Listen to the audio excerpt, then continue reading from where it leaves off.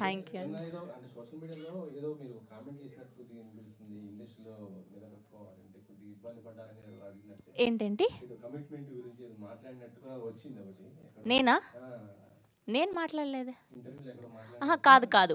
నేను ఒక పోస్ట్ పెట్టినప్పుడు, ఇలా హోస్టింగ్ ఫీల్డ్‌లోకి రావాలి అంటే కమిట్మెంట్ లేకుండా ఎలా రావాలి అని ఒక అమ్మాయి కింద కమెంట్ పెట్టారండి అని అన్వర్ గారి ఇంటర్వ్యూలో చెప్పాను. నాకని కాదు. నేను ఇన్నేళ్ళు సక్సెస్‌ఫుల్‌గా, హ్యాపీగా మీలాంటి అందరితో కలిసి పనిచేస్తున్నా. నేనెప్పుడు అలాంటివి ఫేస్ చేయలేదండి.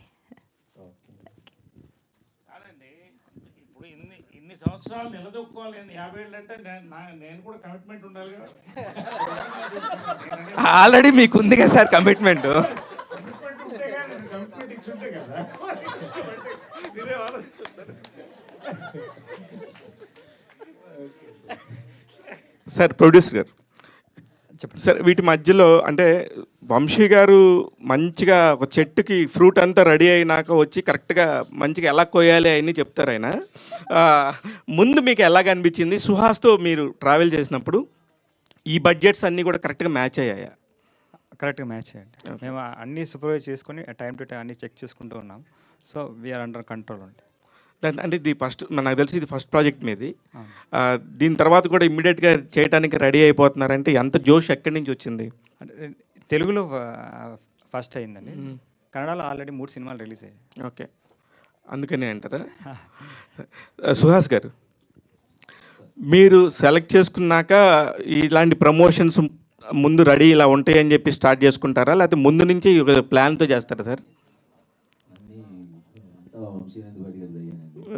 అంటే ఇది కాదు కదండి, అంతకుముందు కూడా మీ సుబ్రహ్మణ్యం సినిమా కానీ అవన్నీ కూడా అట్లనే కదా, చాలా అంటే చాలా ఎక్కువగా ప్రమోషన్స్ పాయింట్ ఆఫ్ వ్యూలో ఉంటుంది. అక్కడికి వెళ్ళాక థియేటర్లో కూడా ఆ రీచ్ దీన్ని ఓవర్ ఎక్స్పెక్టేషన్ అయిపోయి కొంచెం ఇబ్బందికర పరిస్థితులు కూడా ఉన్నాయి.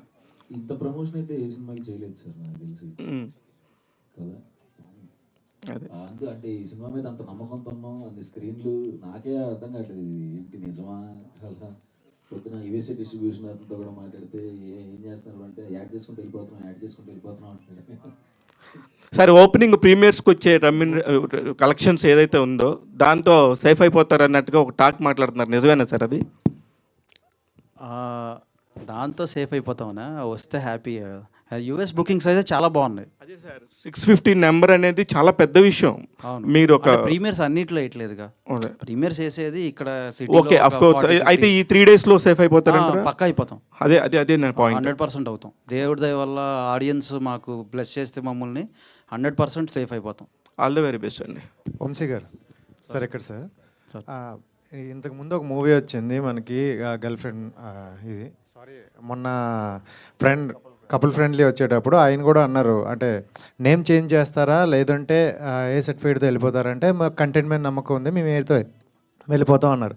ఆఫ్టర్ రిలీజ్ తర్వాత ప్రెస్ మీట్ పెట్టి సినిమా చాలా బాగుంది, రీచ్ బాగా వెళ్ళింది, బట్ కమర్షియల్గా చాలా లో అయింది అని అన్నారు.